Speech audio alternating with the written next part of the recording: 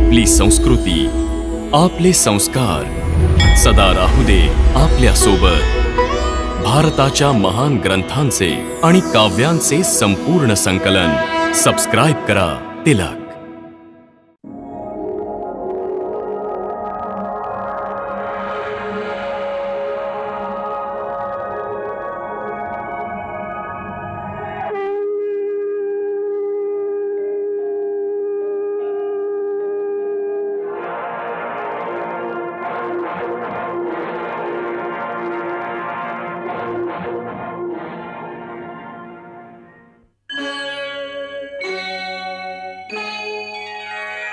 कृष्णा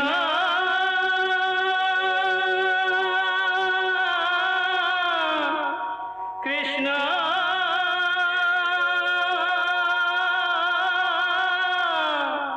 हरे कृष्णा हरे हरे।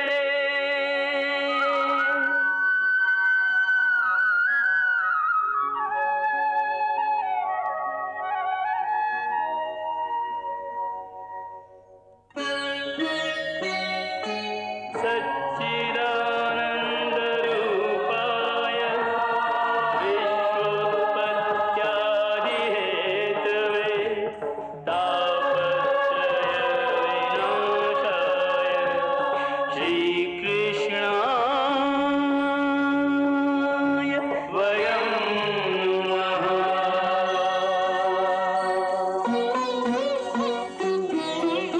श्रीकृष्ण गोविंद हरे मुरारे, हे नाथ नारायण वासुदेव। हरे कृष्ण राधे कृष्ण राधे राधे कृष्ण कृष्ण हरे नाथ राधे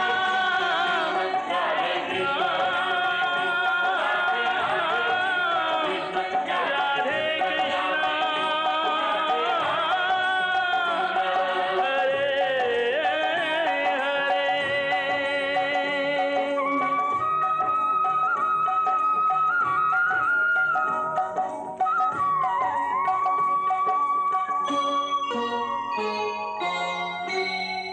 दादा, आता मला वेळ न घालवता द्वारकेला परत जावं लागेल। केशवा, अशी काय शीघ्रता आहे? असंच काहीतरी झालं आहे। द्वारकेवर संकटाचे काळे ढग दाटून आले आहेत। संकटाचे काळे ढग? हो पार्था। असं कुठलं संकट आलं आहे केशवा, ज्यामुळे मोचन सुद्धा चिंतित झाले? त्या संकटाचं नाव आहे असुरराज वज्रनाभ। वज्रनाभ? हो, वज्रपूर नगरीचा राजा, महाशक्तिशाली पण तितकाच दुराचारी आणि अधर्मी सुद्धा। आणि माझ्यामुळे त्याने द्वारकेवर आक्रमण करण्याचा संकल्प केलेला आहे।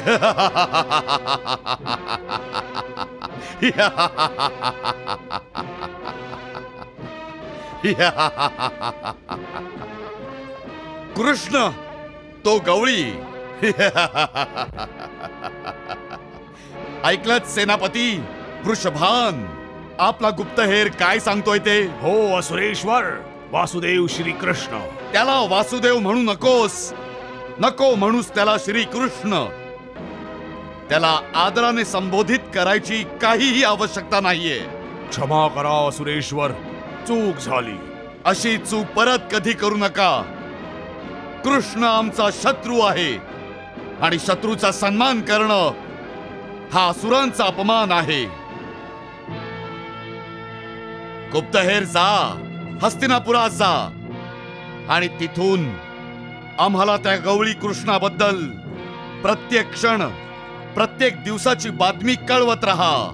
जशी आज्ञा असुरेश्वर। सेनापती वृषभान, आमच्या गुप्तहेराच्या सांगण्यानुसार तो गवळी कृष्ण अजूनही हस्तिनापुरातच आहे, द्वारकेत नव्हे। हो असुरेश्वर। तो गवळी धर्म अधर्माचा पाठ सगळ्या सृष्टीला शिकवत आलाय, परंतु आता वेळ आलीये की आम्ही त्याला त्याच्या भाषेतच धर्माचा हाच पाठ पडवू. आपल्या हाती एक सोन्याची संधी प्राप्त झालीये. कृष्णाला असुरांचा धर्म आणि अधर्म समजवण्याची.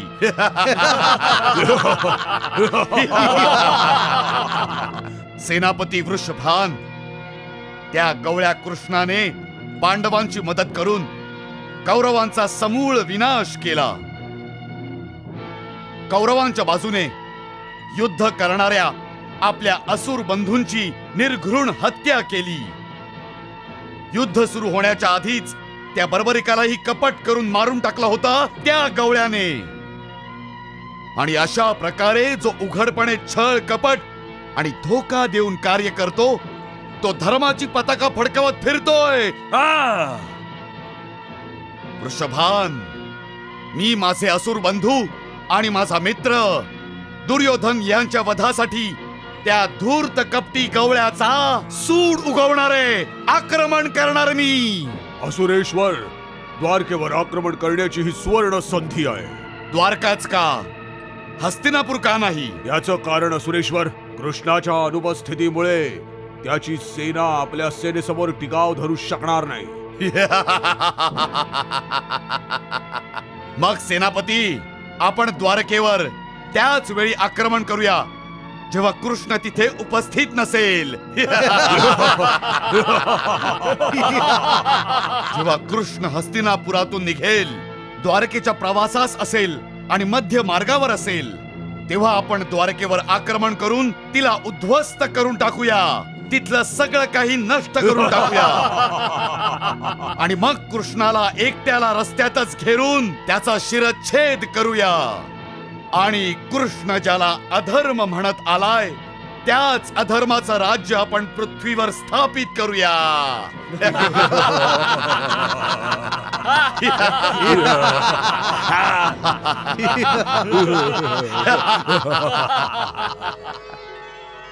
कृष्ण मुरारीचा विजय असो. वासुदेव श्रीकृष्णाचा विजय असो. कृष्ण मुरारीचा विजय असो. वासुदेव श्रीकृष्णाचा विजय असो. कृष्ण मुरारीचा विजय असो. वासुदेव श्रीकृष्णाचा विजय असो. कृष्ण मुरारीचा विजय असो. वासुदेव श्रीकृष्णाचा विजय असो.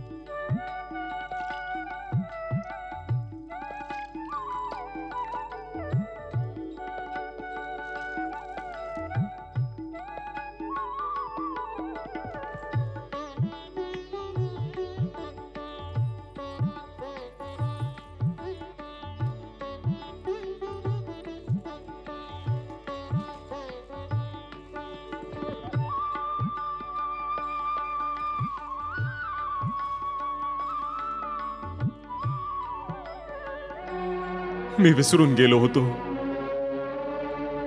की ईश्वर प्राप्ती होण्यासाठी तपस्या करावी लागते.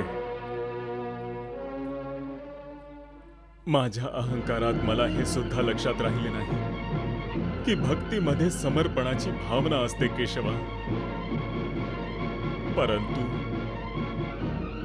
परंतु मी माझ्या अहंकाराला अधीन होऊन स्वतःला ईश्वर समजून बसलो. जेव्हा की तू माझ्या समोर उभा होतास केशवा, आणि माझी ही भयंकर मोठी चूक एका मुंगसाने येऊन मला समजावली. मी कोणीही नाही.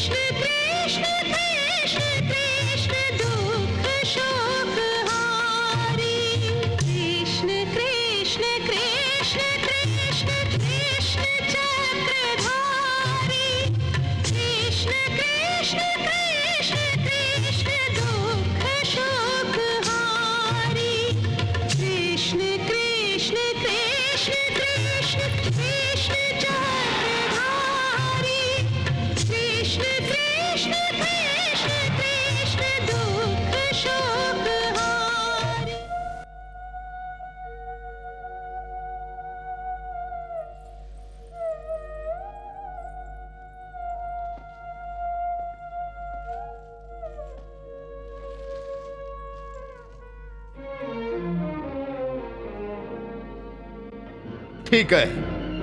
आता माझ्या हातात शस्त्र नाहीये, नाही मी रथावर आहे आणि मी लढत सुद्धा नाहीये. परंतु तुमच्या मनामध्ये युद्ध करायचा विचार तर आहे. हो, एखाद्या वीराने मनात सुद्धा नारायण अस्त्राशी युद्ध करायचा विचार केला, मग तो निशस्त्र जरी असला तरी नारायण अस्त्र त्याचा विनाश करतं.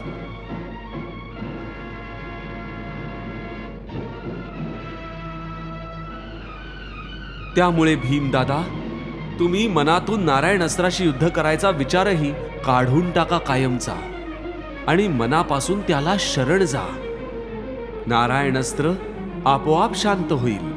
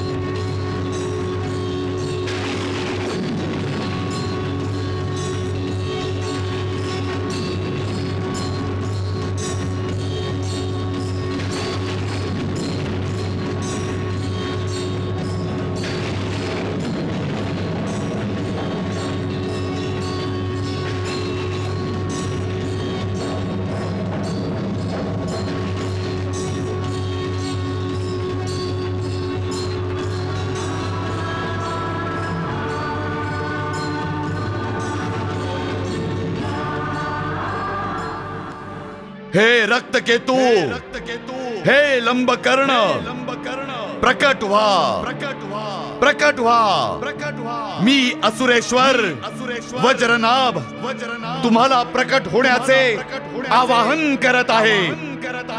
प्रकट व्हा, प्रकट व्हा. हे लंबकर्ण, रक्तकेतू, प्रकट व्हा.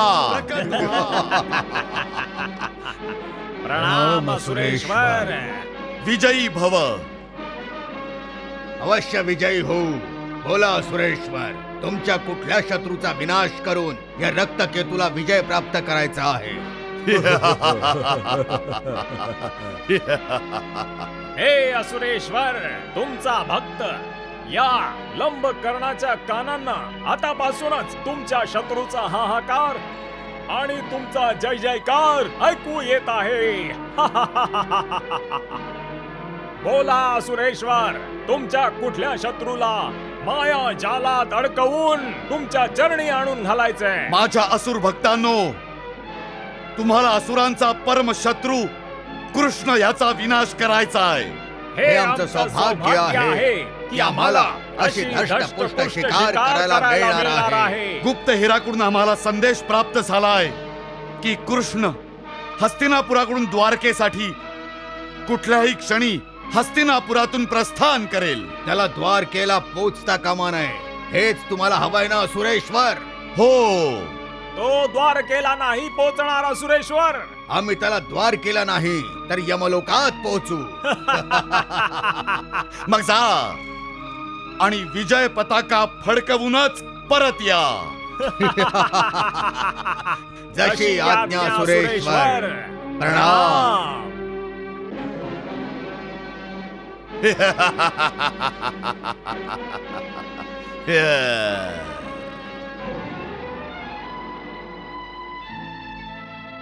माते तू. प्रणाम. यावे माते यावे. यावे बसावे.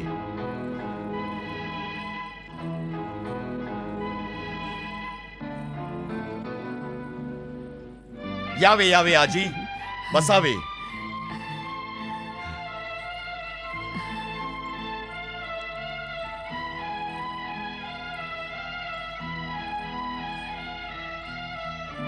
यावे माते बसावे.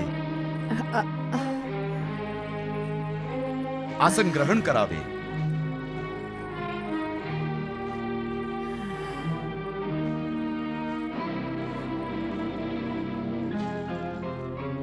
माते लोक तुम्हाला नेत्रहीन समजतात कारण तुम्ही तुमच्या या चक्षुंनी बघू शकत नाही, परंतु मला माहित आहे की तुम्हाला दिव्य दृष्टी प्राप्त आहे,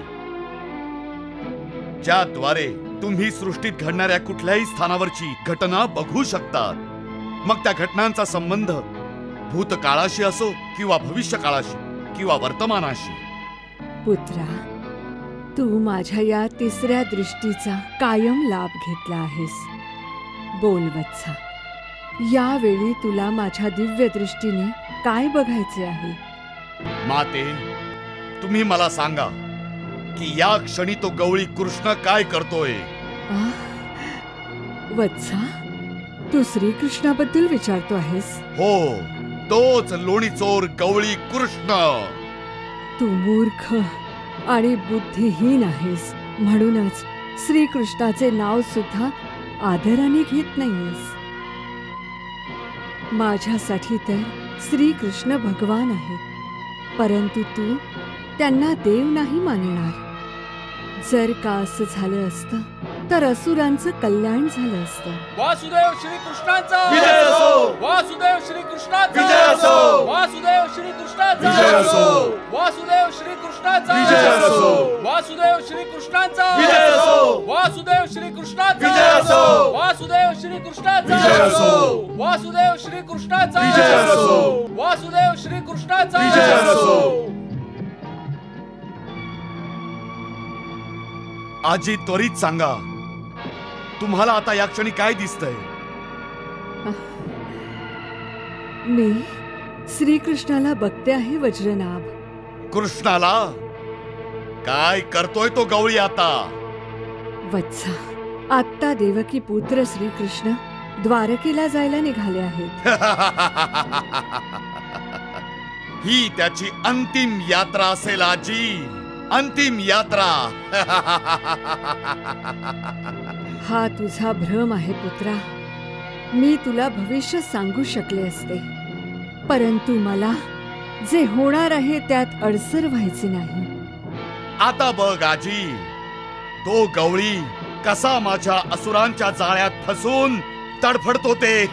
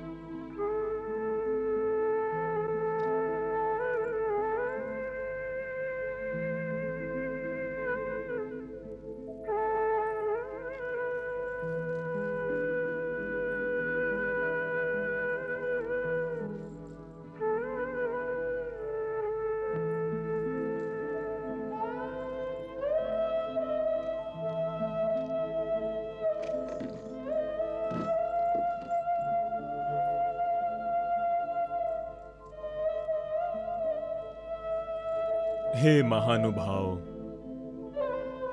देवकी माता, मामा श्री वसुदेव आणि बलरामाला माझा प्रणाम सांगा. अवश्य दादा. हे केशव, आम्ही सगळे जीव भावनेच्या भरात वाहून जातो, आमच्या मार्गावरून भटकतो. आम्हाला कायम तुझ्या मार्गदर्शनाची आवश्यकता राहील. मी जगात कुठेही असेन, पण माझं मन तुम्हा सगळ्यांच्या जवळच असेल.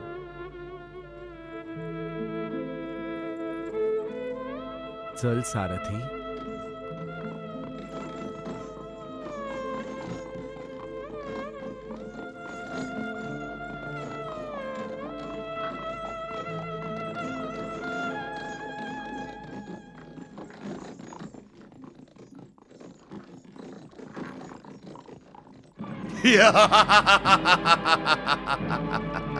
कृष्णाची अंतिम यात्रा सुरू झाली आहे आजी. कृष्णाची अंतिम यात्रा सुरू झाली आहे.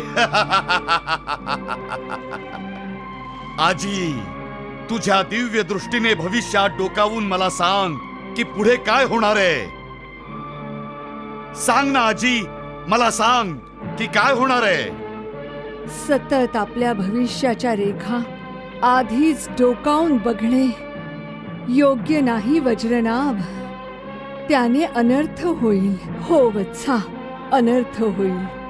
अनर्थ?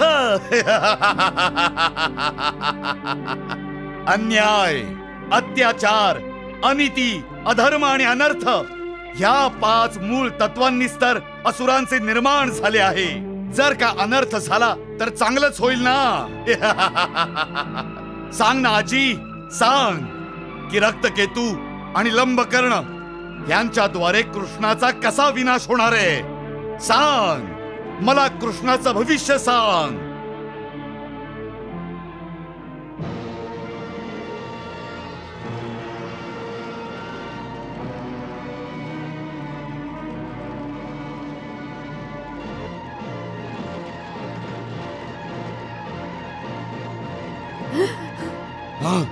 काय झालं आजी, काय झालं.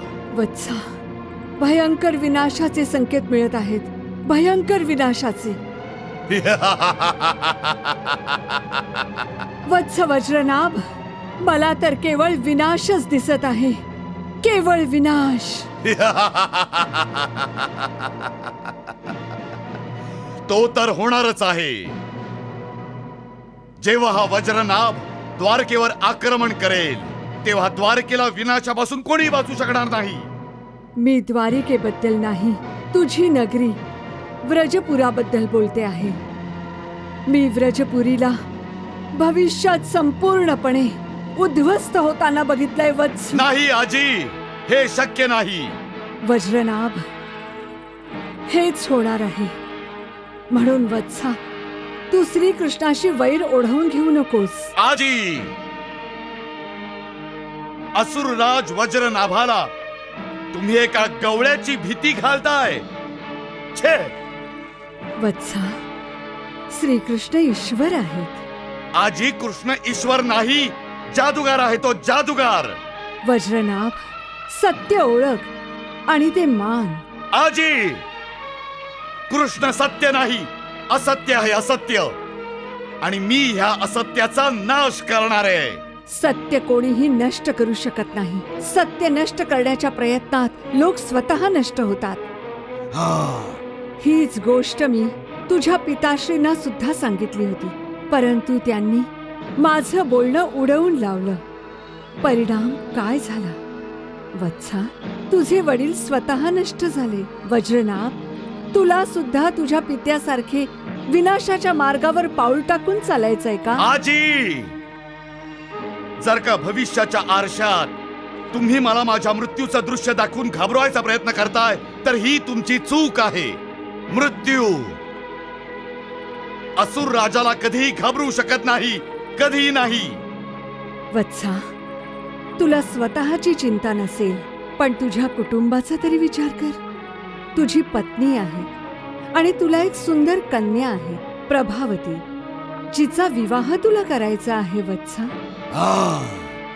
वत्स वज्रनाभ, ईश्वराची ईर्ष्या केली जात नाही, नाही वैर. ईश्वराची केवळ भक्तीच केली जाते. वत्सा, ईश्वराला आपला मित्र, माता, पिता आणि भ्राता मानलं जातं. पुरे पुरे पुरे पुरे कर आता आजी. मला तुझ्याकडून कृष्णाची थोरवी आणखी ऐकायची नाही. मी कृष्णाला संपवून सगळ्या जगाला दाखवून देईन की तो देव नाही तर ढोंगी आहे, ढोंगी. वत्स वज्रनाभ, भविष्य जाणून घेतल्यानंतर सुद्धा त्याच्याकडे दुर्लक्ष करणे हा मूर्खपणा आहे. हो वत्सा, मूर्खपणा आहे.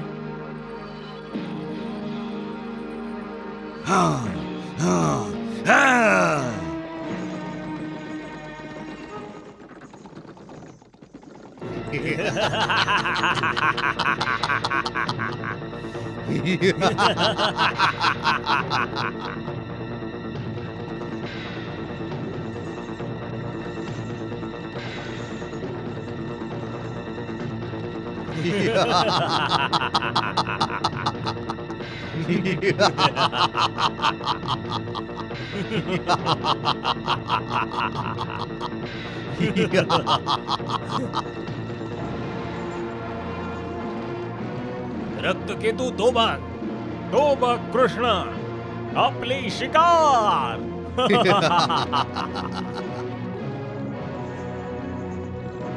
लंबकर्ण, हा तर एकटाच दिसतोय. चांगली संधी आहे, ही संधी नको जायला. हो रक्तकेतू, तुला कष्ट घ्यायची काहीही गरज नाहीये. मी एकटा कृष्णाला यमलोकात पोहोचवू शकतो. नाही लंबकर्ण, ही चूक नको करूस. आपण दोघे मिळून कृष्णाशी युद्ध करूया. तुला माहिती नाही का, कृष्ण मायावी आहे ते. मग काय झालं, आपण सुद्धा मायावी आहोत ना. आपण आपल्या मायेने त्याला भ्रमित करूया. मायेच्या जाळ्यात अडकलेल्या शिकारीचा वध करणं सोपं जाईल.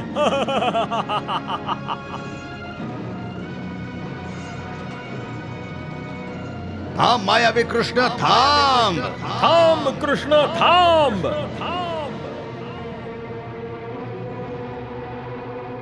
आम्ही तुझ्या प्राणांची भेट असुरेश्वर वज्रनाभाला प्रस्तुत करणार आहोत.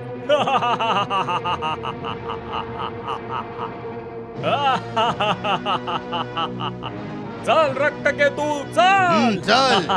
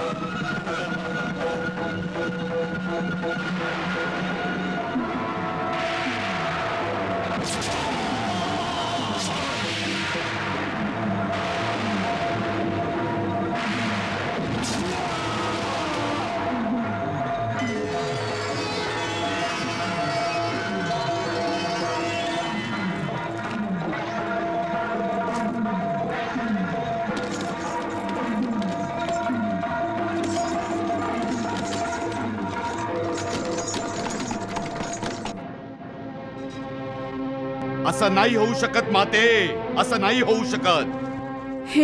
हे तू काय बोलतोय असुरेश्वर? आजी, कृष्णाने माझ्या 2 मित्रांचा वध केलाय. रक्तकेतू आणि लंबकर्ण हे माझे दोन्ही मित्र महामायावी होते. तरी सुद्धा त्या तुच्छ कृष्णाने त्यांचा कसा काय वध केला? कारण श्रीकृष्ण महामायापती आहे, मायावी नाहीये वत्सा. आजी, वत्स वज्रनाभ, मी तुला आधीच सावध केलं होतं, भविष्याचं दर्शन दिलं होतं, परंतु तू माझं बोलणं ऐकून सुद्धा दुर्लक्ष केलंस वत्सा. वत्सा, अजूनही वेळ आहे. सत्य काय आहे ते ओळख आणि हे मान्य कर की केशव कृष्ण हाच ईश्वर आहे. आजी, ओरडतोयस का? जोरात ओरडून तुझा आवाज भलेही कितीही लांब जाईल, पण शेवटी तो भूतकाळाच्या अंधाऱ्या काळोख्या विहिरीत बुडणार आहे. पण सत्य कितीही हळू आवाजात जरी बोललं गेलं तरी प्रतिध्वनी बनून ऐकू येतच राहील. आणि सत्य हे आहे की श्रीकृष्ण हेच भगवान आहेत, भगवान आहेत वत्सा. खोट आहे हे. सत्य केवळ हे आहे की मी ईश्वर आहे. मी स्वतःला ईश्वर म्हणून ईश्वराचा अपमान करू नकोस वत्सा. श्रीकृष्णच भगवान आहेत, तू नाही वत्सा, तू नाही. ए आजी, मला तर असं वाटतंय की मी तुझ्या रूपात माझ्याच घरात शत्रूला पाळलंय. वज्रनाभ, तू माझा अपमान तर करतोच आहेस, पण ह्या क्षणी तू अहंकाराने आंधळा होऊन ईश्वराचा सुद्धा अपमान करतोयस. वत्सा, जोपर्यंत तू भगवान श्रीकृष्णाचा सन्मान करायला शिकणार नाहीस तोपर्यंत ना तुझं कल्याण होईल ना तुझ्या असुर प्रजेचं. आजी, असुरांच्या कल्याणासाठी हा असुरराज त्या गवळ्याच्या समोर भिक्षा पात्र घेऊन उभा राहणाऱ्यांमधला नाहीये. असुरांचं कल्याण अवश्य होईल, ते केवळ माझ्या हातांनी होईल. आणि तेही त्या क्षणी ज्या दिवशी मी माझ्या हातांनी कृष्णाचा वध करेन, वध करेन, वध करेन. वत्स वज्रनाभ, ईश्वर तुला क्षमा करो, परंतु क्षमेची सुद्धा एक सीमारेषा असते. निरंतर दुष्कृत्यांनी जेव्हा पापाचा घडा भरतो तेव्हा ईश्वर त्याला क्षमा करत नाही वत्सा. ईश्वर सुद्धा क्षमा करत नाही.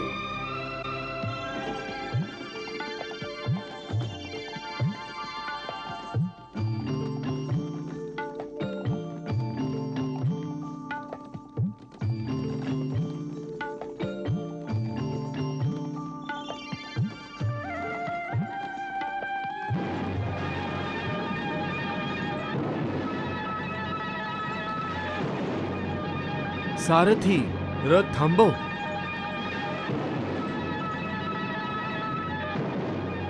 द्वारकाधीश, हा महर्षी उत्तंक यांच्या तप सामर्थ्याचा प्रभाव आहे. त्यांनीच त्यांच्या तपोबलाने आम्हाला संकेत पाठवले आहेत की द्वारकेला जायच्या आधी मी त्यांची भेट घ्यावी.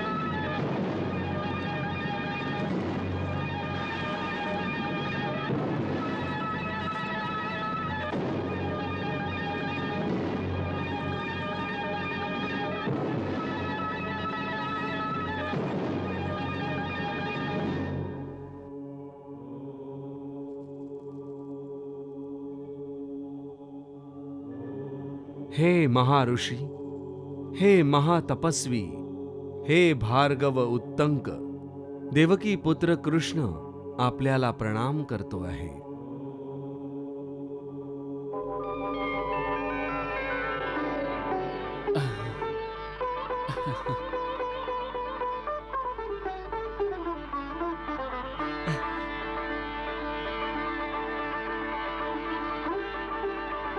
योग्यांचे योगी, तपस्व्यांचे तपस्वी देवकी नंदन श्रीकृष्णाला माझा प्रणाम. भगवन, आपण मला प्रणाम करून समस्त लोकांमध्ये मला प्रतिष्ठित केलं आहे. तुमच्या महान तपस्येपुढे सारी प्रतिष्ठा जणू मौन पडली आहे. हे प्रभू, तुमच्या मुखातून बाहेर पडणारे हे शब्द अगदी तुमच्या बासरीप्रमाणेच लुब्ध करून टाकतात. तुम्ही तुमच्या आवाजाने सगळ्यांचं मन मोहून घेतात, पण तुमच्या दर्शनाने सगळेजण संमोहित होतात. तुम्ही माझे मन मोहून मला संमोहित केलं आहे प्रभू, संमोहित केलं आहे. प्रभू, माझी ही श्रद्धा आहे की तुम्ही असताना या जगात सगळ्यांनी सुख चैन याचीच बासरी वाजवावी. मला माहित होतं की कौरव आणि पांडव युद्धाच्या दरीजवळ उभे होते, पण मी हे सुद्धा मानतो की तुम्ही कुरुकुलाच्या ज्येष्ठ आणि श्रेष्ठ आपल्या मधुर वाणीने छानरित्या समजावून संमोहित केले असणार. माझा विश्वास आहे प्रभू की कौरव आणि पांडव यांच्यात जे भीषण युद्ध होणार होते त्याचा होणारा भयंकर संहार सुद्धा तुम्ही नक्कीच टाळलेला असणार. प्रभू, तुम्ही सांगत का नाही की तुम्ही तुमच्या शक्तीने सगळं काही सांभाळून घेतलेत, काही अनर्थ नाही होऊ दिलात? महर्षी, गोष्टी फार पुढे गेलेल्या आहेत. गोष्टी कितीही पुढे गेल्या असल्या तरी तुमच्या सामर्थ्याने काही आटोक्यात येऊ शकतं प्रभू. आपण तर सामर्थ्यशाली आहात. तुमच्यासारखा कुशल योद्धा अखिल भारतवर्षात दुसरा कुणीही नाही. दुर्योधनाला ही गोष्ट समजत नव्हती म्हणून त्याला युद्ध करायचं होतं, परंतु तुम्ही दुर्योधनाला तुमच्या शक्तीचा परिचय देऊन युद्धावर अंकुश अवश्य लावला असेल नाही? प्रभू, तुम्ही मला हेच सांगणार आहात ना? नाही भृगुनंदन, मी काही वेगळंच सांगू इच्छितो. तुम्ही मला हे तर सांगणार नाही ना की युद्ध झालं म्हणून? हो महर्षी. तुम्ही असताना युद्ध झालं? हो, पृथ्वीवरचं सगळ्यात भीषण युद्ध झालं आणि या युद्धात भीषण संहार झाला महर्षी उत्तंक. नाही केशवा. कौरव आणि पांडवांचे वीर आपापसात लढून यमलोकात पोहोचले. पुत्र, पौत्र, बंधू आणि प्रियजन सगळ्या योद्ध्यांचा विनाश झाला. लाखो योद्धे मारले गेले. धृतराष्ट्र, गांधारी, पांडव आणि द्रौपदी यांचे सारे पुत्र मारले गेले. या महाभयंकर युद्धात केवळ 10 योद्धे वाचले. भार्गव उत्तंक, 5 पांडव, त्याचबरोबर सात्यकी, अश्वत्थामा, कृतवर्मा, कृपाचार्य आणि मी. बाकी सगळे मारले गेले. इतका भीषण विनाश झाला, सगळेच्या सगळे मारले गेले. हे योग्य झालं नाही केशव, हे चांगलं नाही झालं. युद्ध थांबवण्याची क्षमता असताना सुद्धा तू युद्धाची अनुमती दिलीस. हा अपराध आहे केशव, अक्षम्य अपराध. या अपराधाचा दंड मी तुला अवश्य देईन. या अपराधाचा दंड मी तुला अवश्य देईन केशव.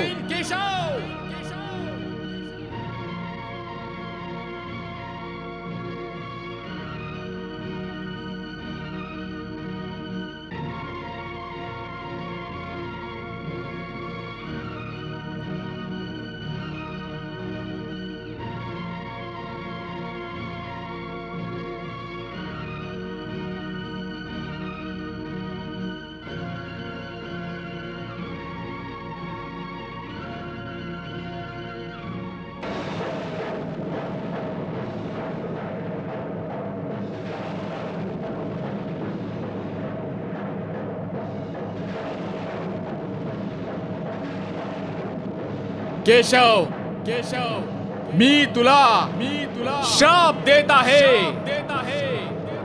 कृष्णा